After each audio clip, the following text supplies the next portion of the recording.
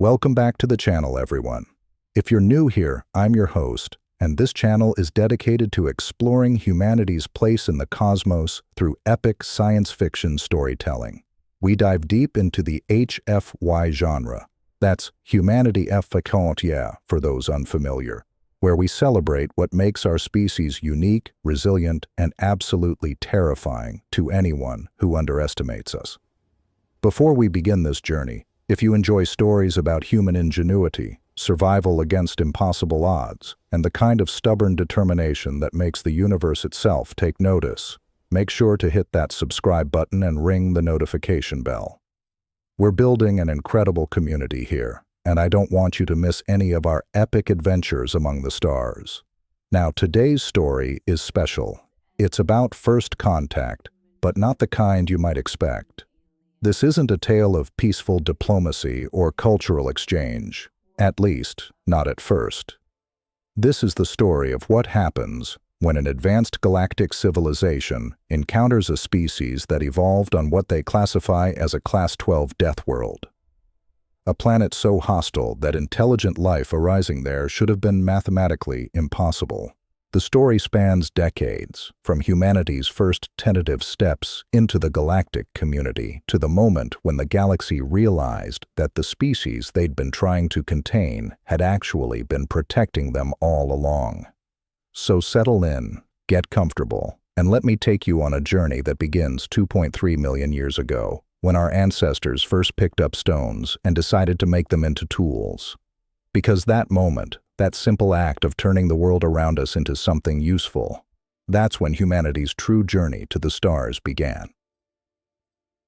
The Discovery Doctor, Elara Vasquez, stood in the pristine observation deck of the Galactic Survey vessel.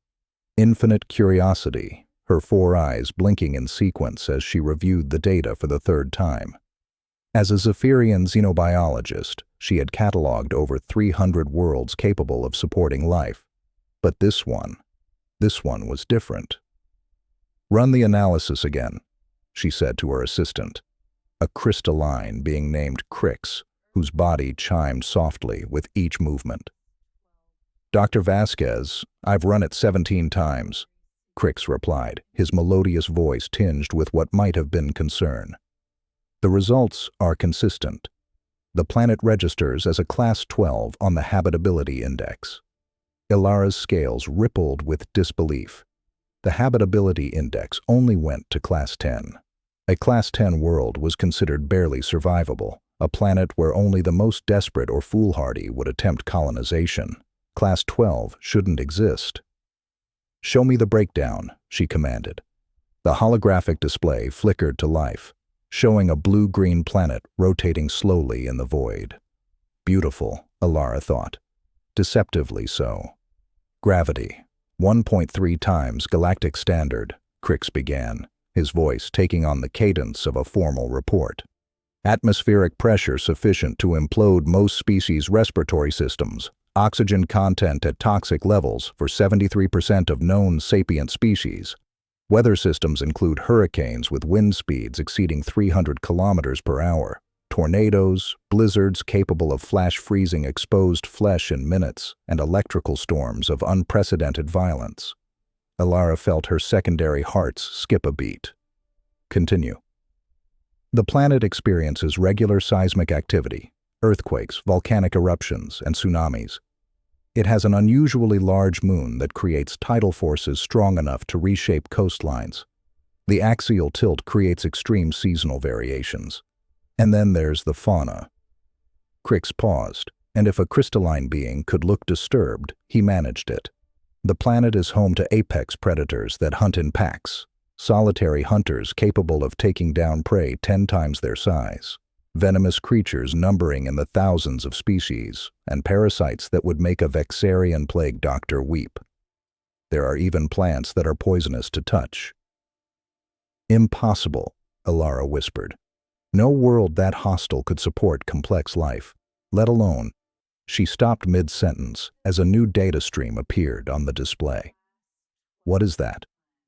"Radio signals," Crix said quietly. "Artificial in origin. Dr. Vasquez, there's intelligent life down there." For a long moment, neither of them spoke. The implications were staggering. A species that had evolved on a Class 12 Deathworld, a planet that actively tried to kill everything on its surface, had not only survived, but had developed technology, civilization, and was now broadcasting into space. "What do they call themselves?" Alara asked. Crix manipulated the display, running the signals through the ship's linguistic analysis systems. After a moment, a word appeared in the common galactic script. "Humans," he said. "They call themselves humans, and they call their planet Earth." The report.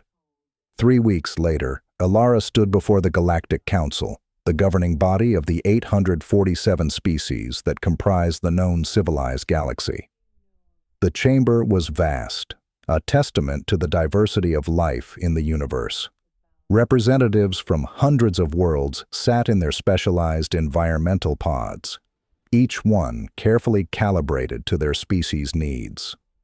At the center of the chamber, on the highest tier, sat the 7 elders, representatives of the founding species of the Council.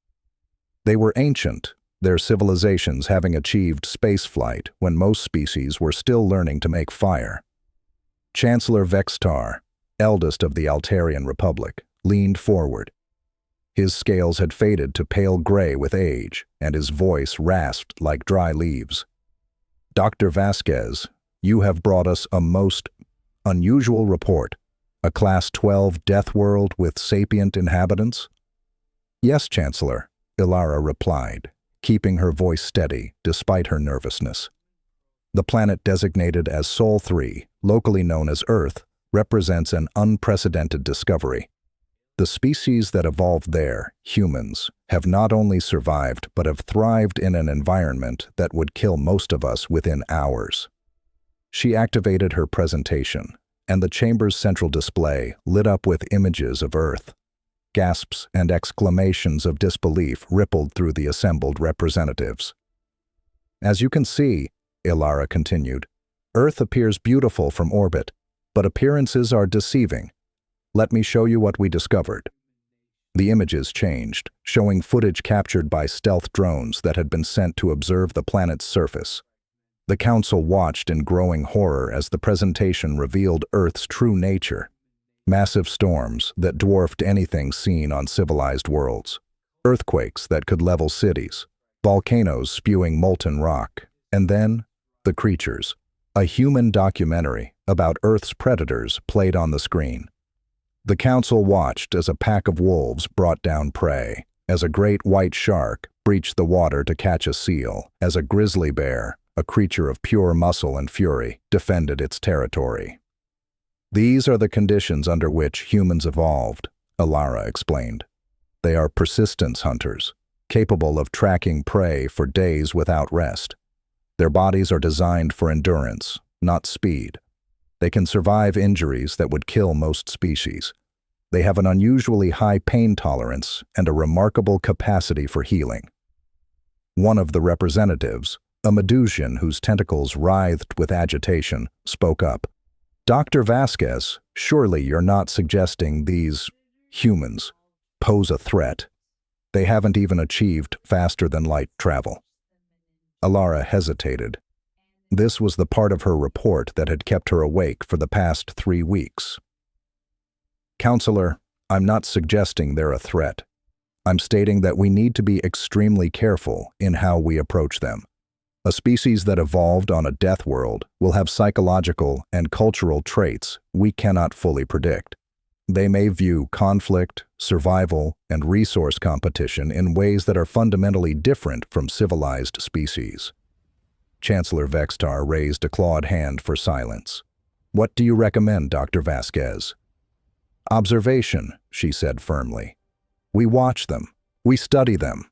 We learn everything we can about their psychology, their culture, their capabilities, and we do not, under any circumstances, make contact until we fully understand what we're dealing with." The Council debated for hours. Some argued for immediate contact, believing that bringing humans into the galactic community would civilize them. Others advocated for quarantine, suggesting that a Deathworld species should be contained before they could spread beyond their system. In the end, a compromise was reached. Earth would be placed under observation. A network of stealth satellites would monitor their development, and a protocol was established. Do not make contact with the humans until they achieve FTL travel on their own. As Alara left the council chambers, she couldn't shake a feeling of unease. The galaxy had just made a decision that would shape its future for centuries to come. She only hoped it was the right one. The observation begins. For the next 50 years, the galaxy watched Earth. Teams of xenobiologists, sociologists, and military analysts studied every aspect of human civilization. What they discovered both fascinated and terrified them. Humans were fractured into hundreds of different nations, each with its own culture, language, and government. They fought wars with a frequency and ferocity that shocked the galactic observers. Yet between these conflicts, they created art, music, and literature of stunning beauty and complexity. They were contradictions incarnate, capable of incredible cruelty and breathtaking compassion, sometimes within the same individual. They could hold grudges for generations, yet forgive the unforgivable. They were logical and emotional, rational and superstitious, peaceful and violent, all at once. But what truly caught the galaxy's attention was their rate of technological advancement. In just 50 years of observation, humans went from primitive chemical rockets to establishing permanent colonies on their moon and Mars. They developed artificial intelligence, quantum computing, and fusion power. Their weapons technology advanced at an alarming rate, from nuclear weapons to directed energy weapons to kinetic bombardment systems. And then, in the year 2157, by human reckoning, they did something that made the entire Galactic Council sit up and take notice. They achieved faster-than-light travel, not through the slow, methodical research that most species required, not through the careful guidance of more advanced civilizations. They did it on their own, through a combination of theoretical physics, engineering brilliance, and what the observers could only describe as reckless experimentation. The first human FTL test nearly destroyed their test ship and killed the entire crew. The second test succeeded, but the ship emerged from FTL space 3 light-years off course. The third test worked perfectly. That was humanity in a nutshell. They learned from failure, adapted and tried again, and again, and again, until they succeeded. The galaxy's 50-year observation period was over. It was time for First Contact. Main Content, Part 2. First Contact, 10 to 20. The meeting, Captain Sarah Chen stood on the bridge of the UES Pathfinder, humanity's first true interstellar vessel, and tried to keep her hands from shaking. Not from fear. She'd been a fighter pilot before joining the Exploration Corps, and fear was something she'd learned to manage. But from the sheer magnitude of what was about to happen. First contact with an alien civilization. "Captain," her communications officer called out, "we're receiving a transmission. It's in English." Sarah's eyes widened. "Put it through." The main view screen flickered to life, showing a being unlike anything humanity had ever imagined. 4 eyes arranged in a diamond pattern, scales that shimmered with iridescent colors, and a bearing that spoke of intelligence and authority. "Greetings, Captain Chen," the alien said. Its voice translated into perfect English by some technology Sarah couldn't even begin to understand. "I am Dr. Alara Vasquez, representative of the Galactic Council. On behalf of the 847 species of the known galaxy, I welcome humanity to the stars." Sarah took a deep breath and stepped forward. "Dr. Vasquez, on behalf of the United Earth Government and all of humanity, I accept your welcome. We've dreamed of this moment for centuries." Alara's scales rippled in what Sarah would later learn was a gesture of amusement. "We know, Captain. We've been watching you." "Watching us?" Sarah felt a chill run down her spine. "For how long?" 50 years, Alara admitted. Since you first began broadcasting radio signals into space, we've observed your development, your conflicts, your achievements. We needed to understand what kind of species you were before making contact." Sarah's jaw tightened. 50 years. The galaxy had been watching humanity's struggles, its wars, its triumphs and failures, and had done nothing. She pushed down the surge of anger. This wasn't the time. "And what did you conclude?" she asked carefully. Alara was silent for a moment, her 4 eyes blinking in sequence. "That you are unlike any species we have ever encountered. That you are dangerous, unpredictable, and absolutely fascinating. That you evolved on a world that should have been impossible for intelligent life to arise on. And yet here you are, reaching for the stars." "Is that a compliment or a warning?" Sarah asked. "Both," Alara replied honestly. "Captain, there is much you need to learn about the galaxy. Much that will surprise you, and perhaps much that will disappoint you. But first, I think it's time you saw what lies beyond your solar system." The revelation. 3 days later, Sarah stood in the observation deck of the Galactic Council's diplomatic vessel, staring out at a sight that made her breath catch in her throat.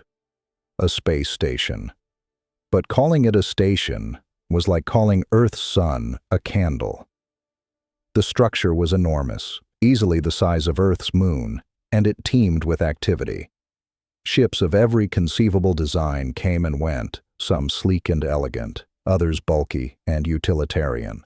The station itself was a marvel of engineering, with sections that rotated to provide gravity, massive docking bays, and what appeared to be entire cities built into its structure. "Welcome to Nexus Prime," Alara said, coming to stand beside her. "The capital of the Galactic Council, home to over 3 billion beings from 847 different species." Sarah couldn't find words. She'd known, intellectually, that humanity wasn't alone in the universe. But knowing and seeing were 2 very different things. "How long?" she finally managed to ask. "How long has the Council existed?" 8,000 years, Alara replied. "Though some of our member species achieved spaceflight long before that. The Altarians, for example, have been traveling between stars for over 12,000 years. 12,000 years. When the Altarians were building starships, humans were just learning to farm." "Captain," Alara said gently, "I know this is overwhelming, but there's something you need to understand about humanity's place in the galaxy. Something that will help you understand why we observed you for so long before making contact." She manipulated a control panel and a holographic display appeared, showing a 3-dimensional map of the galaxy. Thousands of stars were marked in various colors. "These are the inhabited worlds of the Council," Alara explained. "Each color represents a different classification based on the planet's habitability. Green worlds are Class 1, paradise planets with perfect conditions for life. Yellow worlds are Class 3 to 5, comfortable for most species with minimal environmental protection. Orange worlds are Class 6 to 8, challenging but manageable." Sarah noticed that most of the marked worlds were green or yellow, with a scattering of orange. "And red worlds?" she asked, seeing a handful of red markers. "Class 9 to 10, Alara said quietly. Deathworlds. Planets with extreme conditions that make them barely habitable. High gravity, toxic atmospheres, dangerous fauna. Only the most desperate or foolhardy establish colonies on red worlds, and even then, they require extensive environmental protection." Sarah had a sinking feeling she knew where this was going. "And Earth?" Alara manipulated the display, zooming in on Sol System. Earth appeared, marked not in red, but in black. "Earth is Class 12, Alara said. "It's off the scale, Captain. In the entire known galaxy, we've never encountered a world more hostile to life that still managed to produce a sapient species. Your planet is a statistical impossibility, and yet, here you are." Sarah stared at the black marker, her mind reeling. "You're saying we evolved on the most dangerous planet in the galaxy?" Not just dangerous, Alara corrected. Lethal. Captain, do you understand what this means? Every other species in the galaxy evolved on worlds that were, relatively speaking, gentle. They had challenges, yes, but nothing like what humanity faced. You evolved in an environment that was actively trying to kill you every single day, and it made you different. Different how? Sarah asked, though she wasn't sure she wanted to know the answer. Alara's scales rippled with an emotion Sarah couldn't identify. Stronger, more adaptable, more resilient, but also more aggressive, more territorial, more willing to take risks that other species would consider suicidal. Captain, the galaxy has been at peace for over 3 centuries. We've achieved this through careful diplomacy, mutual cooperation, and a shared understanding that conflict is wasteful and destructive. And you're worried that humans will disrupt that peace, Sarah finished. We're worried, Alara said carefully, that you won't understand it. That a species forged in the crucible of a death world will see the galaxy's peace as weakness, that you'll try to conquer, to dominate, because that's what you had to do to survive on Earth. Sarah felt anger flare in her chest. You don't know us. You watched us for 50 years, but you don't understand us at all. Then help me understand, Alara said, turning to face her fully. Tell me why we shouldn't be afraid of humanity. Sarah took a deep breath, choosing her words carefully. Yes, we evolved on a harsh world. Yes, we've fought wars, made mistakes, done terrible things to each other. But we've also learned, we've grown, we've built civilizations based on cooperation, on the idea that we're stronger together than apart. We've created art and music and literature that celebrates not just survival, but beauty, compassion, and hope. She stepped closer to the viewport, looking out at the massive station.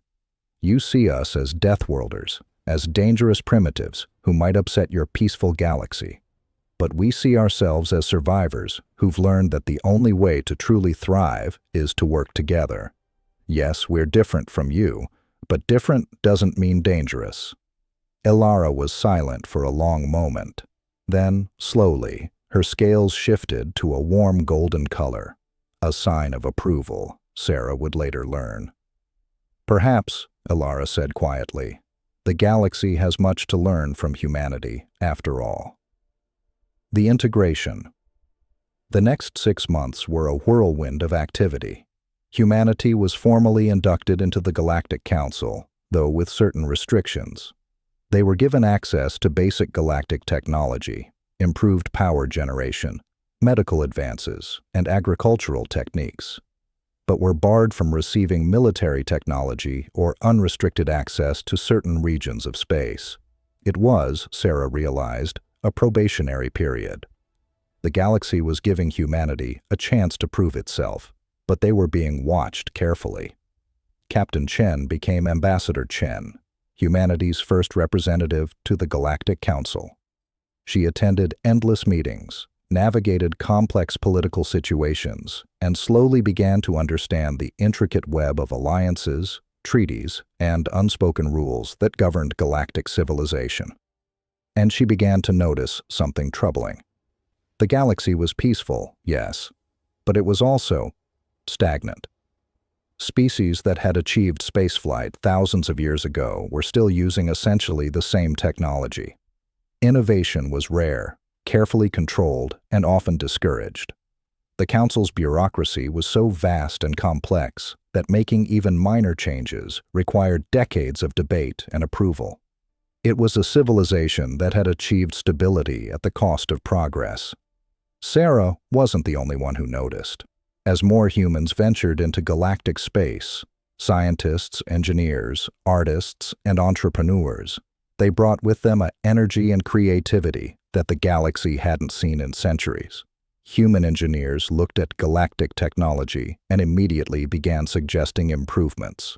Human scientists proposed experiments that made their alien colleagues nervous with their boldness. Human artists created works that challenged and provoked in ways that galactic art hadn't in millennia. And slowly, almost imperceptibly, the galaxy began to change. But not everyone was happy about it. Subplot Introduction. The Resistance, 20 to 28. The Conspiracy.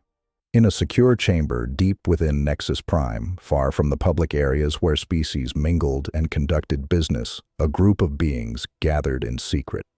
They represented some of the oldest and most powerful species in the galaxy, and they were united by a single concern: humanity. "They've been part of the Council for barely 6 months, said Counselor Thex, a Vexarian whose chitinous exoskeleton gleamed in the dim light. "And already they're disrupting everything. Their innovations are undermining technologies that have served us well for millennia." "It's not just their technology," added Counselor Zara, a Medusian whose tentacles writhed with agitation. "It's their attitude. They question everything, challenge every assumption, refuse to accept that some things are simply the way they are. They're teaching other species to do the same." At the head of the table sat High Counselor Vextar, the ancient Altarian who had presided over the Council for over 2 centuries. His expression was grave. "The humans are Deathworlders," he said quietly. "We knew they would be different, but I don't think any of us truly understood what that would mean." "They're dangerous," Thex insisted. "Not because they're aggressive, though they are, but because they're infectious. Their way of thinking, their refusal to accept limitations, it's spreading. If we don't contain them now, they'll reshape the entire galaxy in their image." "And would that be so terrible?" asked a new voice. All eyes turned to Dr. Alara Vasquez, who had been sitting quietly in the shadows. She stepped forward into the light, her scales rippling with determination. "I've spent more time with humans than anyone else in this room," she continued. "Yes, they're disruptive. Yes, they challenge our assumptions. But they also bring something we've lost: the drive to improve, to grow, to reach for something better than what we have." "They bring chaos," Thex countered. "The galaxy has been at peace for 3 centuries, precisely because we've learned to maintain order, to respect boundaries, to accept our place in the cosmic hierarchy." "We've been stagnant," Alara shot back. "We've been so focused on maintaining peace that we've forgotten how to progress. The humans are reminding us what it means to strive, to dream, to push beyond our limitations." High Counselor Vextar raised a hand for silence. "Dr. Vasquez, your advocacy for the humans is noted, but Counselor Thex raises valid concerns. The question before us is not whether humans are beneficial or harmful. It's whether we can afford to let them continue unchecked." "What are you proposing?" Alara asked, though she feared she already knew the answer. "Containment," Vextar said. "Not through force. That would violate Council law. But through careful manipulation of trade agreements, technology transfers, and expansion rights. We limit their growth, their influence, until we're certain they can be trusted." "And if they resist?" Alara asked. "Then we'll know we were right to be cautious," Thex said, with satisfaction. Alara looked around the room at the assembled counselors. She saw fear in their eyes, yes, but also something else: the fear of change, of losing control, of being surpassed by a younger, more dynamic species. "You're making a mistake," she said quietly. "Humans don't respond well to being caged. Push them too hard, and you'll create the very threat you're trying to prevent." "That's a risk we'll have to take," Vextar said. "The decision is made. Humanity's expansion will be limited to their current territory. No new colonies beyond a 50-light-year radius from Earth. No access to advanced propulsion technology. No military alliances with other species." As the meeting adjourned, Alara remained behind, staring at the star map that dominated one wall of the chamber. Somewhere out there, humanity was reaching for the stars, unaware that the galaxy was about to clip their wings. She had to warn them. The warning ambassador, Sarah Chen, was reviewing trade agreements in her office when Dr. Vasquez arrived unannounced. The Zephyrian scales were dark with stress, and she kept glancing over her shoulder as if expecting to be followed. "Dr. Vasquez?" Sarah stood, concerned. "What's wrong?" "We need to talk," Alara said. activating a privacy field that would prevent their conversation from being monitored. And you need to listen very carefully because what I'm about to tell you could be considered treason. Sarah's expression hardened. I'm listening. Alara explained everything: the secret meeting, the conspiracy to contain humanity, the restrictions that were about to be imposed. As she spoke, Sarah's face went from concerned to angry to coldly calculating. They're afraid of us, Sarah said when Alara finished. Not because we're aggressive, but because we're different. Yes, Alara confirmed. And fear makes people, all people, regardless of species, do foolish things. Sarah paced her office, her mind racing. These restrictions, they'll cripple our expansion. We have over 15 billion people on Earth and our colonies. We need room to grow, resources to develop. If they box us in, I know, Alara said. That's why I'm warning you. You need to prepare. Prepare for what? Sarah asked. We can't fight the entire Galactic Council. We're one species against 847. You don't need to fight them, Alara said. You need to outthink them. Humans are good at that, aren't they? Finding solutions to impossible problems. Sarah stopped pacing and looked at the Zephyrian with new respect. Why are you helping us? You're risking everything. Alara's scales shifted to a deep blue, a color Sarah had learned indicated sadness. Because I've spent my entire career studying life in all its forms, and I've learned that life doesn't thrive in stagnation. It thrives in challenge, in change, in the constant push to adapt and grow. The galaxy has forgotten that. But humans, you remember, and I think the galaxy needs that reminder, even if it doesn't know it yet. Sarah extended her hand, a human gesture of respect and alliance. After a moment's hesitation, Alara reached out with one of her four-fingered hands and clasped it. Thank you, Sarah said. We won't forget this. Just promise me one thing, Alara said. When you find your solution, and I know you will, try not to break the galaxy too badly in the process. Sarah smiled grimly. No promises.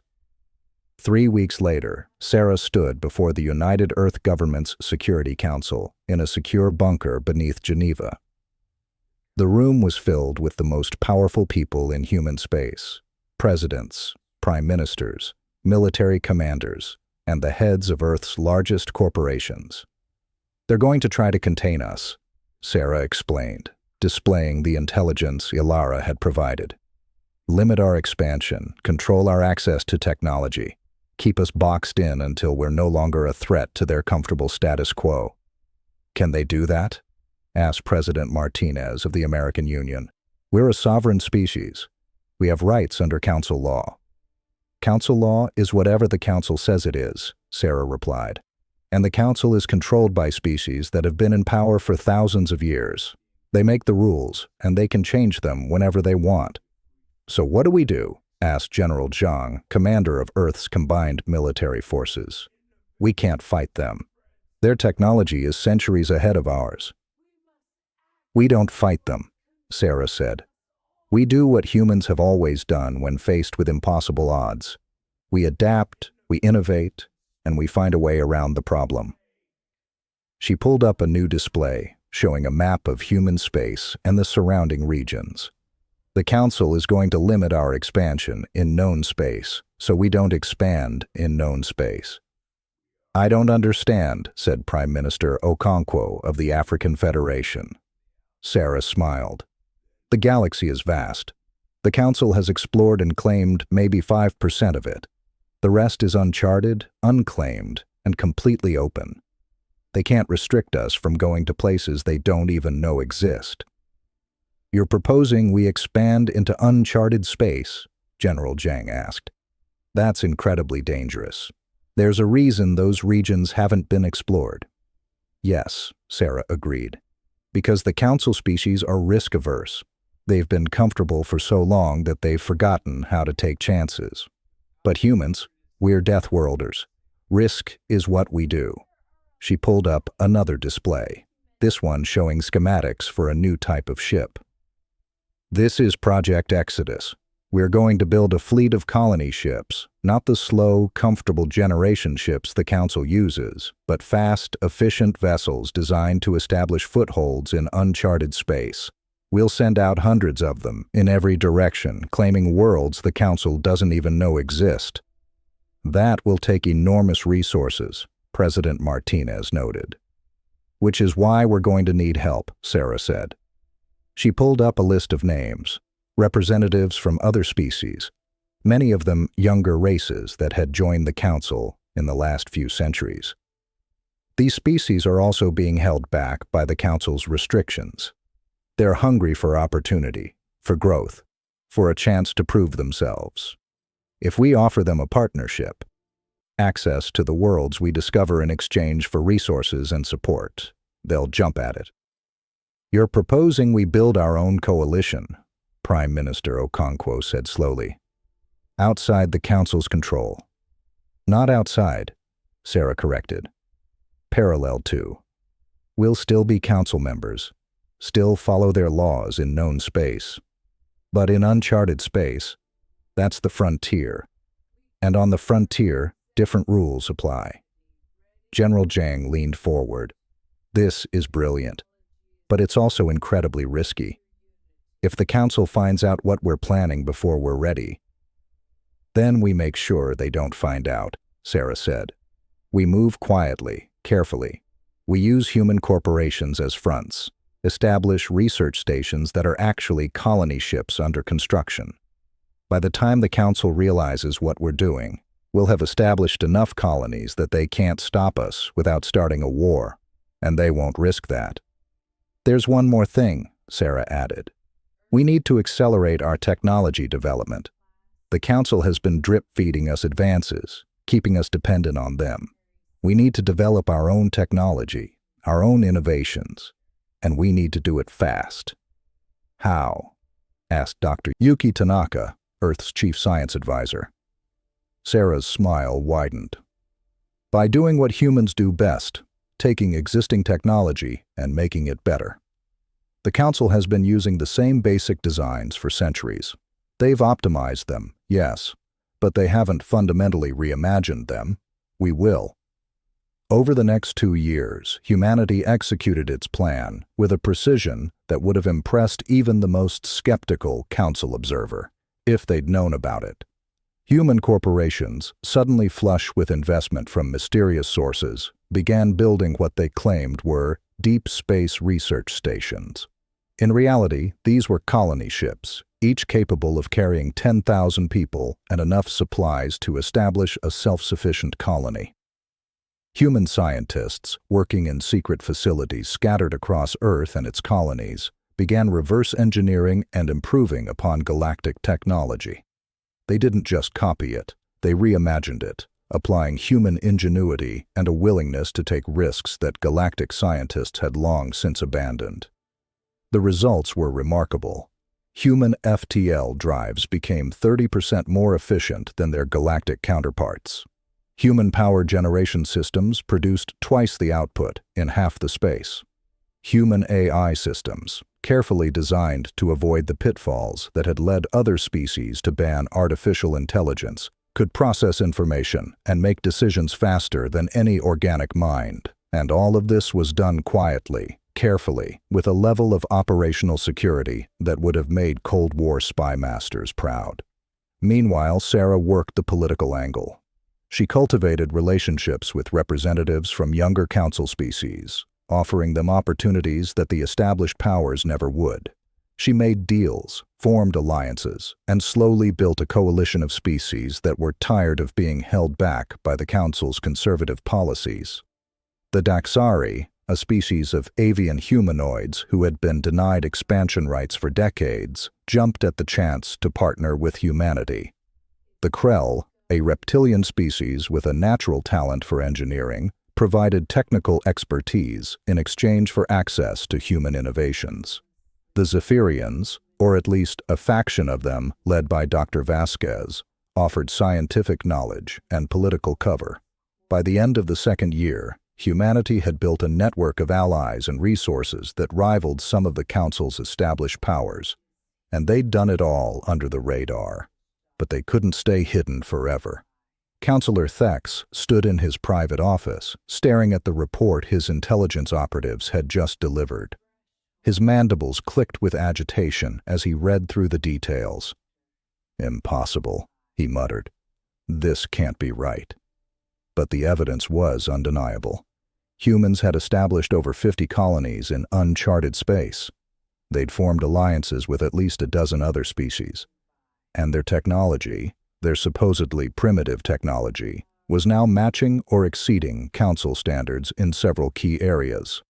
"How did we miss this?" Thex demanded of his chief intelligence officer, a Vexarian named Crix. "They were careful, Counselor," Crix replied, his voice tinged with what might have been admiration. "They used corporate fronts, established their colonies in regions we'd classified as non-viable, and kept their technological advances compartmentalized. By the time we detected the pattern, they'd already established a significant presence." Thex's exoskeleton darkened with anger. "This is exactly what we feared. The humans are expanding unchecked, forming their own power block, undermining Council authority. We need to act immediately." "What do you propose?" Crix asked. "An emergency Council session," Thex said. "We present the evidence, demand that humanity cease all unauthorized expansion, and impose sanctions if they refuse. We should have contained them when we had the chance. Now we'll have to force them back into their box."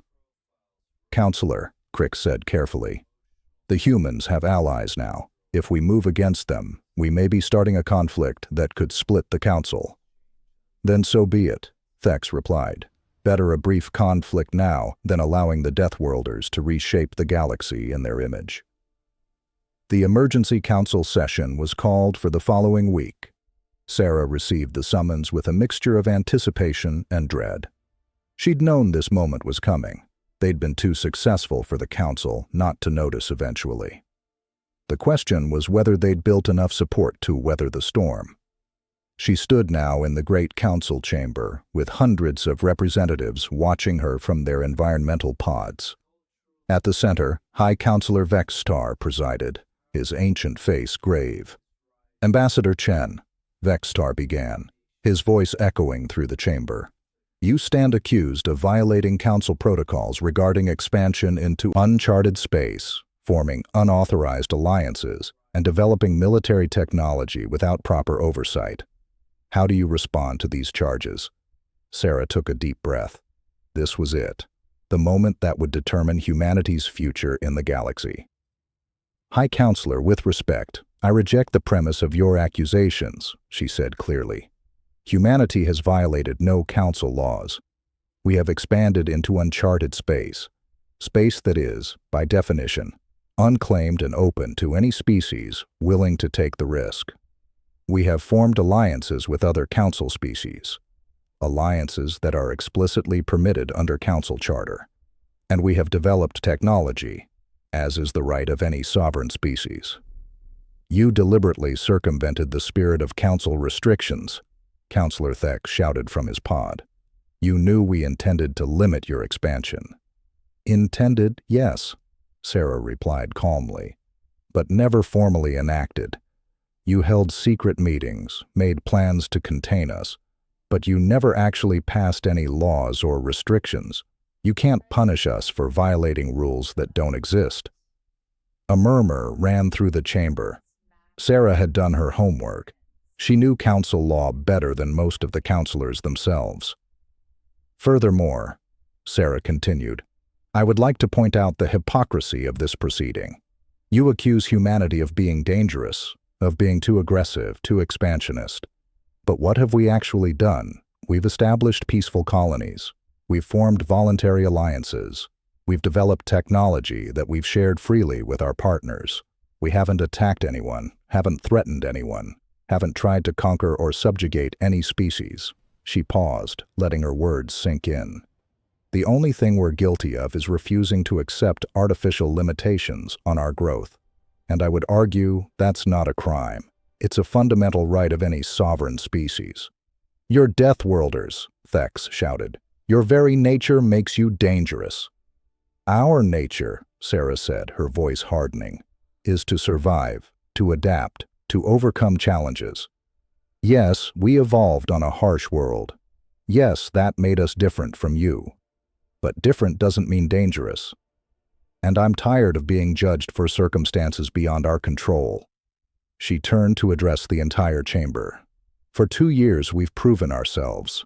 We've been peaceful, cooperative, and productive members of the galactic community. We've contributed innovations that have benefited everyone. We've formed friendships and alliances based on mutual respect and shared goals. And yet, you still see us as threats simply because we refuse to be limited by your fear. Dr. Ilara Vasquez stood in her pod, her scales shimmering with determination. High Counselor, if I may speak. Vextar nodded. Dr. Vasquez, you may address the Council. I was the first to study humanity, Ilara said. I was the one who classified Earth as a Class 12 death world. I was the one who recommended caution in dealing with them, and I stand here today to say that I was wrong. Not about Earth's classification, but about what that classification means. She manipulated her pod's controls, and a holographic display appeared in the center of the chamber. Yes, humans are Deathworlders, but what does that really mean? It means they're survivors. It means they're adaptable. It means they don't give up when faced with impossible odds. And most importantly, it means they understand something that we've forgotten, that growth requires challenge, that progress requires risk, and that safety without purpose is just another form of stagnation. The display changed, showing graphs and data. Since humanity joined the Council, innovation across the galaxy has increased by 23%. New patents and discoveries have doubled. Economic growth in sectors where humans are active has increased by 35%. They're not destroying our civilization, they're revitalizing it. They're disrupting it, Thex countered, undermining traditions that have kept the peace for centuries.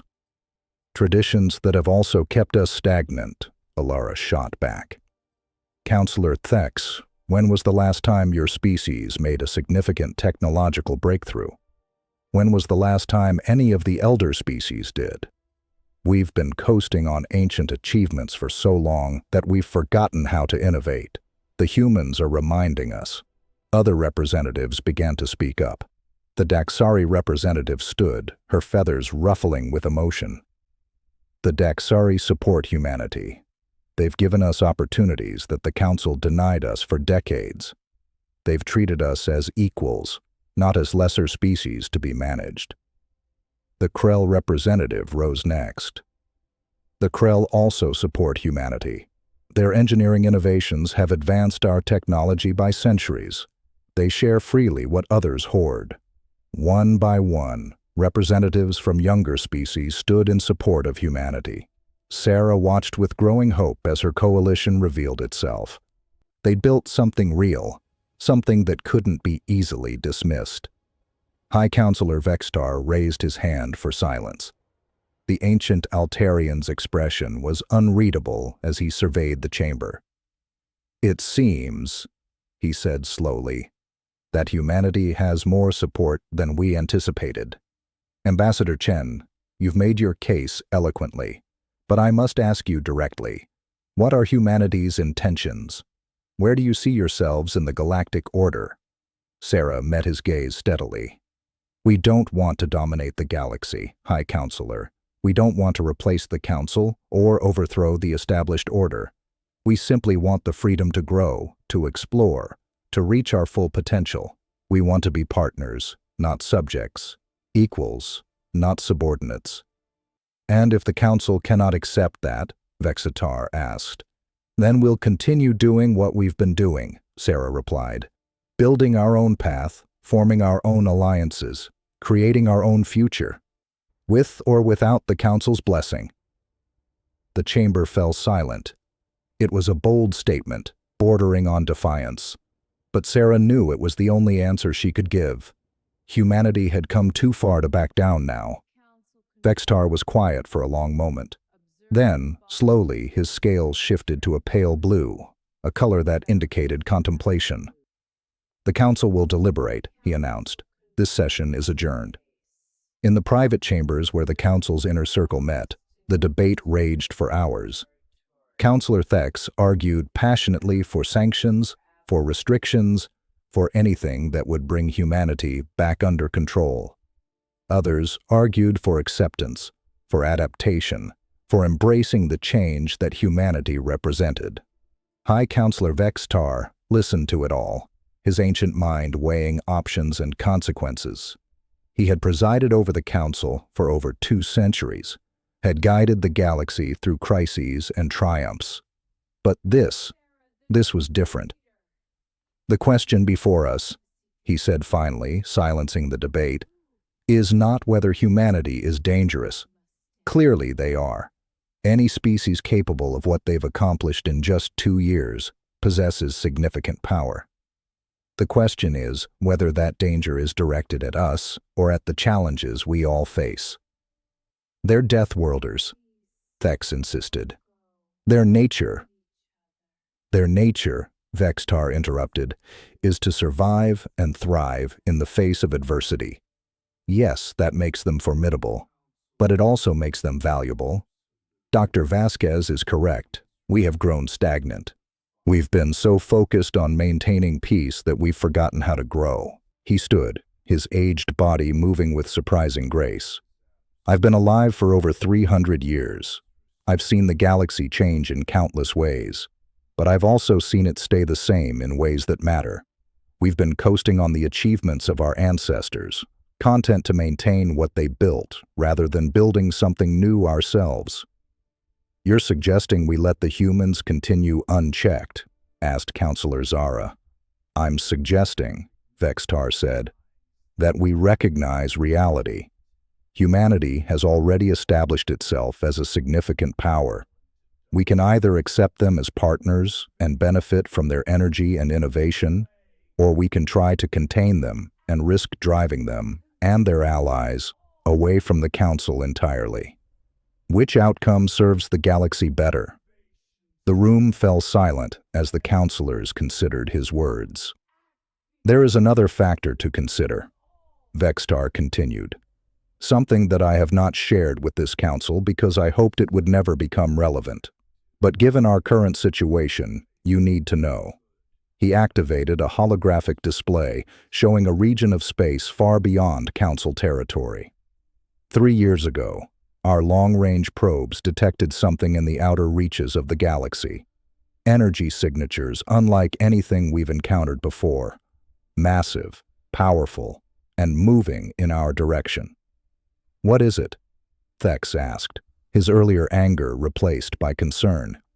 We don't know, Vextar admitted, but our projections suggest that whatever it is will reach council space within 50 years, maybe less. We've kept this information classified to avoid panic, but the truth is that we may soon face a threat unlike anything we've encountered in our history. He turned to face the assembled councillors. If that day comes, do we want humanity as our ally or our enemy? Do we want their innovation, their adaptability, their refusal to accept defeat? Or do we want to face the unknown alone, with a civilization that has forgotten how to fight, how to struggle, how to overcome? The silence that followed was profound.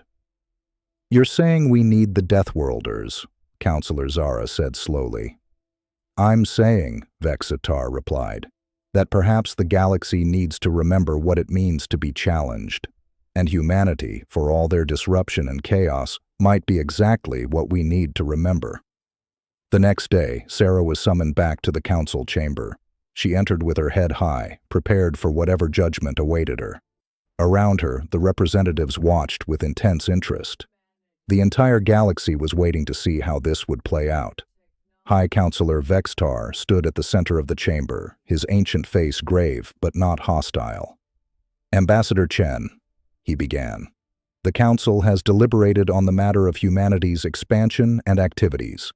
We have reached a decision. Sarah braced herself.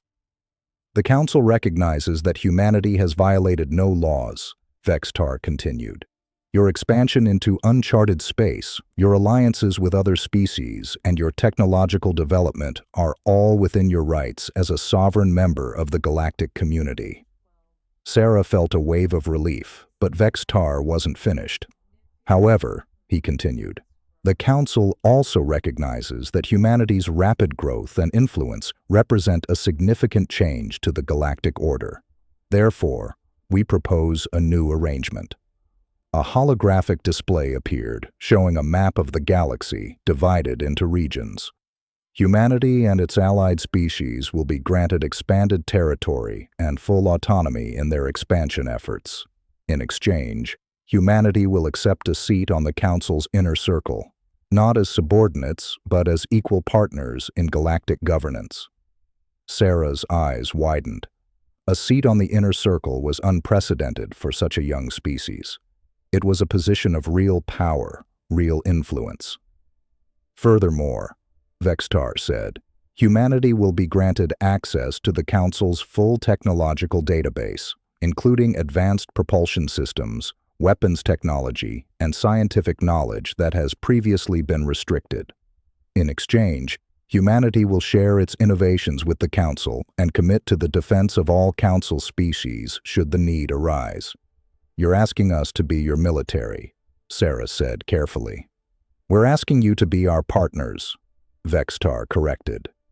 To bring your strength, your innovation, and your perspective to the challenges we all face. The galaxy is vast, Ambassador Chen, and it holds dangers we have not yet encountered. When those dangers arrive, we want humanity standing with us, not against us. Sarah looked around the chamber, seeing the faces, or their equivalents, of hundreds of species. Some looked hopeful, others concerned, but none looked hostile. The galaxy was offering humanity a place at the table, a real voice in its future. High Counselor, Sarah said, I'll need to consult with my government before I can accept such a significant proposal. Of course, Vextar replied. Take the time you need. But know this, Ambassador, the galaxy is changing. It has been changing since the moment we made contact with your species. The question is whether we change together or apart. 2 weeks later, Sarah stood before the Council once more. Behind her, via holographic projection, stood the leaders of the United Earth Government and representatives from humanity's allied species.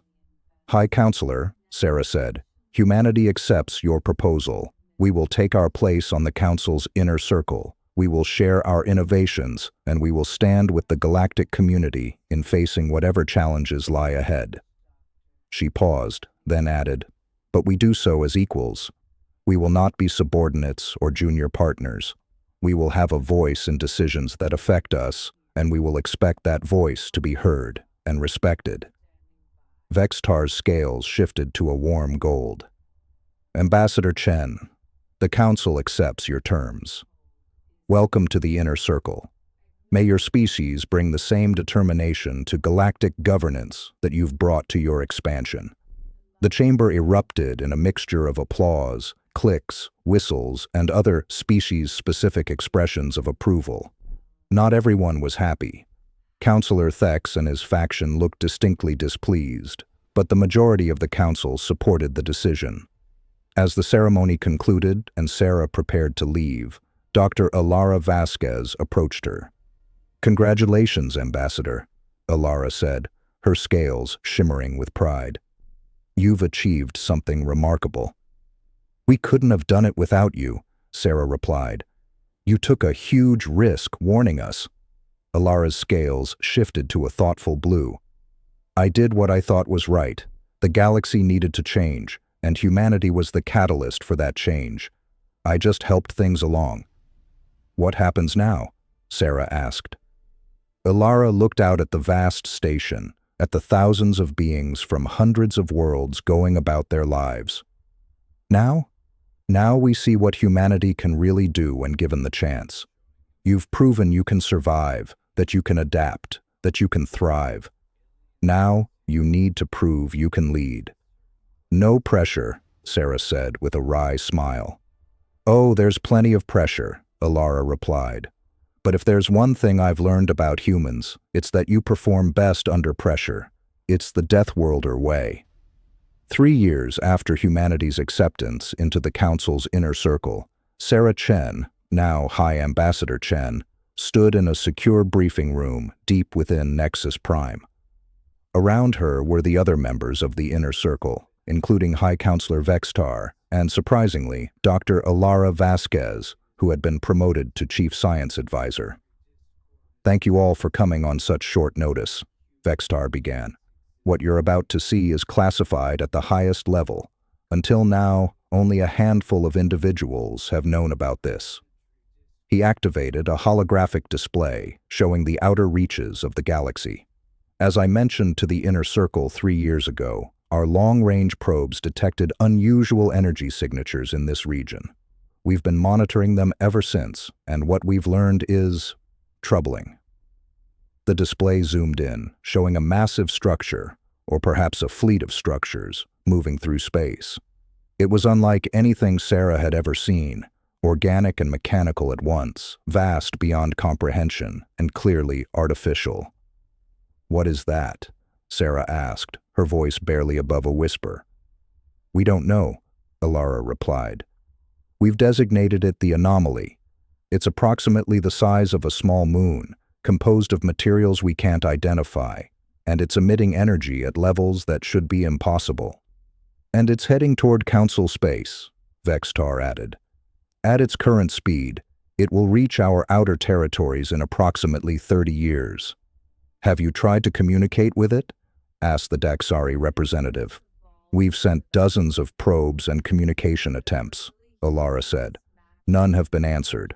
Worse, any probe that gets too close simply stops functioning. Not destroyed, not damaged, just stops, as if all its systems simultaneously shut down." Sarah studied the image, her mind racing. "You said this is why you wanted humanity as an ally. You knew about this threat when you offered us a seat on the inner circle." "Yes," Vextar admitted. "The Council has been at peace for so long that we've forgotten how to prepare for war. Our military is designed for peacekeeping, not for facing an unknown threat of this magnitude. We needed species that still remembered how to fight, how to adapt, how to face the impossible."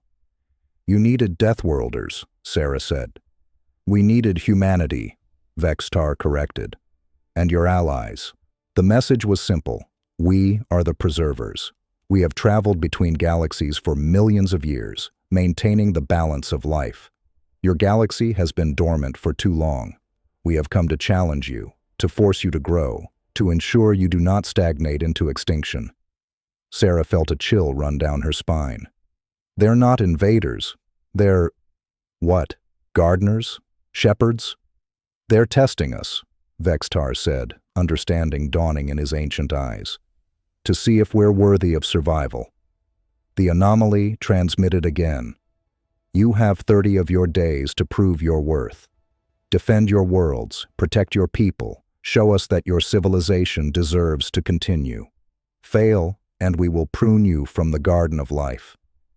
The transmission ended, and the anomaly began to move toward the nearest inhabited system. "All ships," Sarah ordered, her voice steady despite the fear coursing through her. "Battle stations. This is what we've been preparing for. Let's show them what the galaxy can do when we stand together." As the fleet moved to intercept, Sarah couldn't help but think of Earth, of the harsh world that had forged humanity into what they were. The galaxy had feared humans because they were Deathworlders, because they'd evolved in conditions that should have been impossible. But now, facing a threat that could end all life in the galaxy, those same qualities, resilience, adaptability, refusal to accept defeat, were exactly what the galaxy needed. The Deathworlders had come home, and they were ready to fight. The war with the Preservers lasted for 3 years. It wasn't a war of conquest or extermination, but a test, a brutal, unforgiving examination of the galaxy's will to survive. The Preservers attacked with precision and overwhelming force, targeting worlds and forcing the Council to defend them. They adapted to every tactic, countered every strategy, and pushed the galaxy to its absolute limits. But the galaxy pushed back.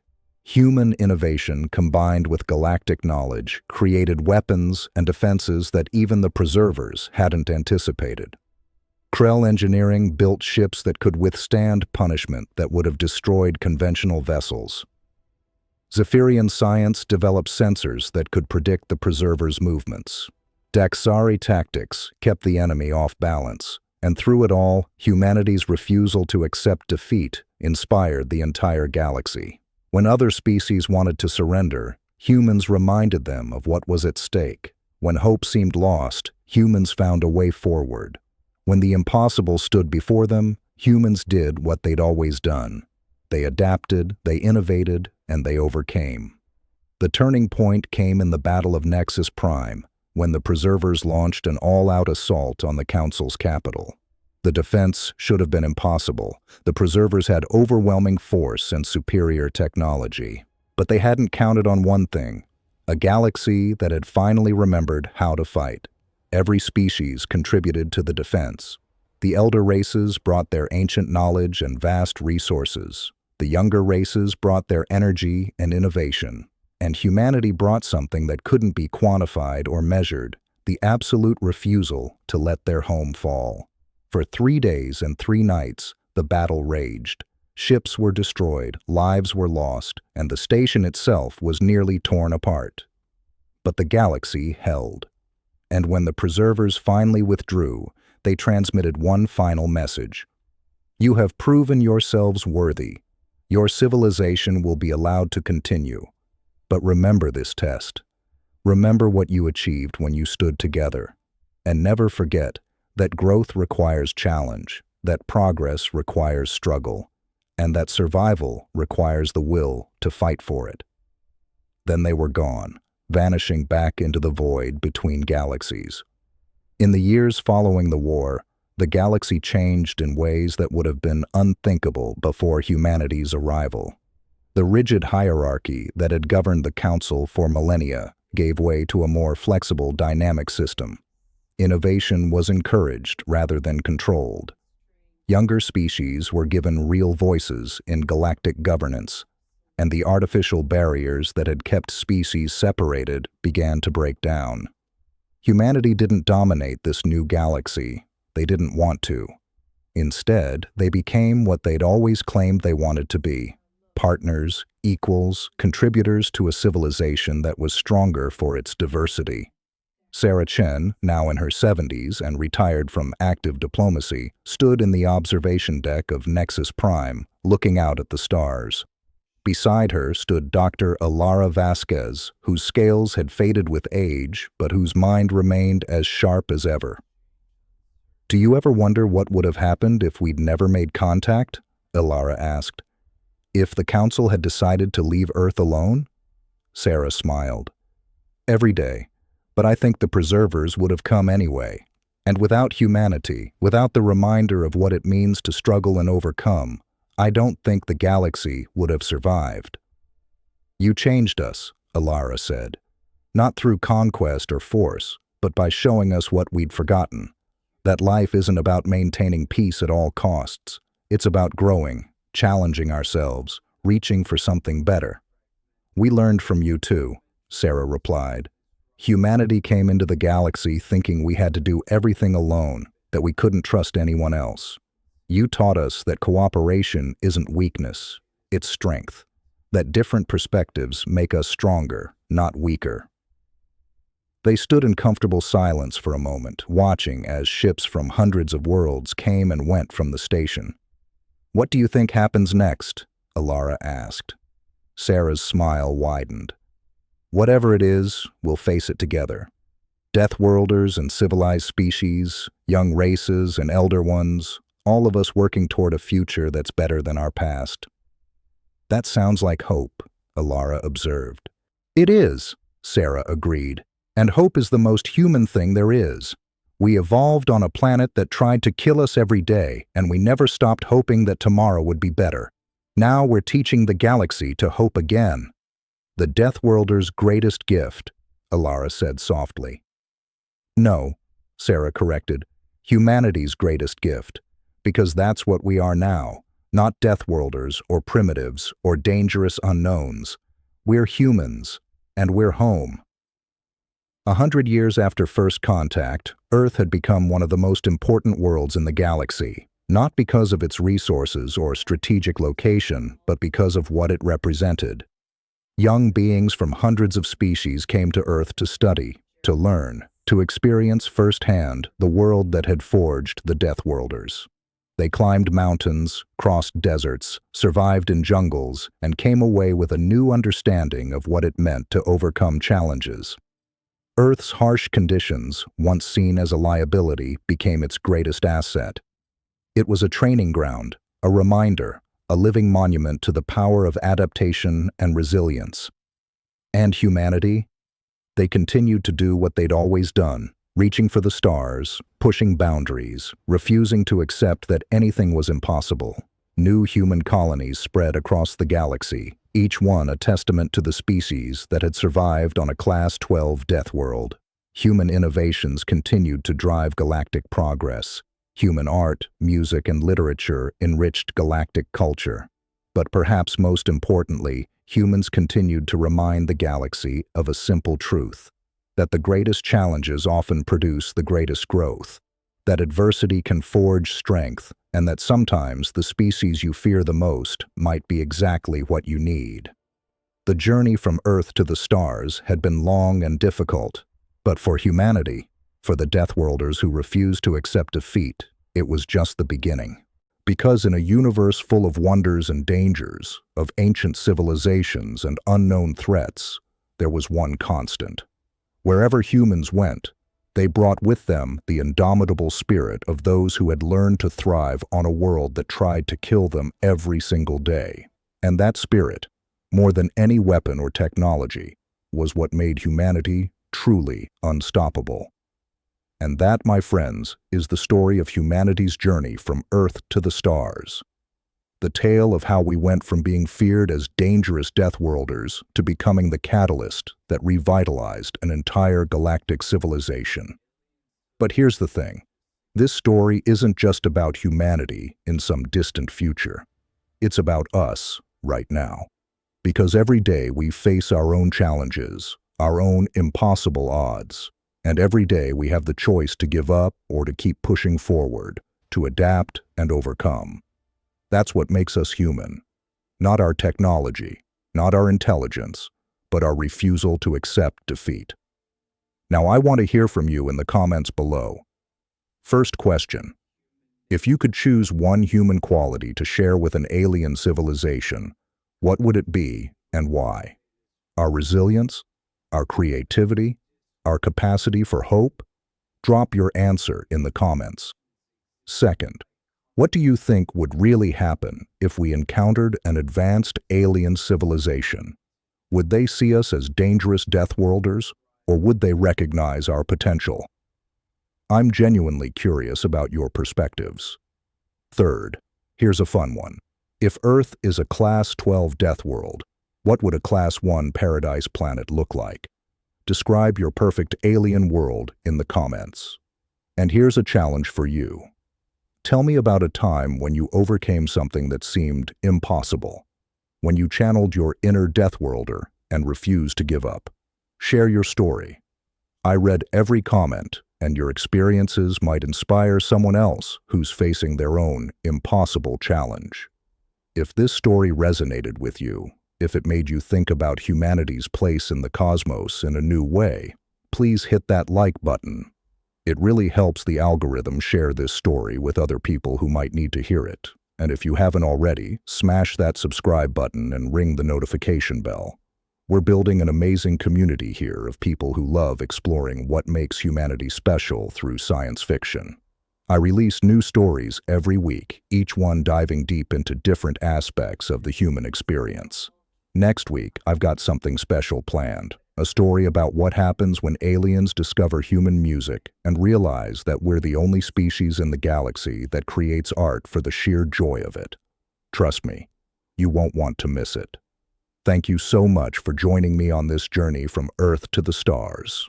Remember, We're all Deathworlders in our own way, survivors of challenges that tried to break us but only made us stronger.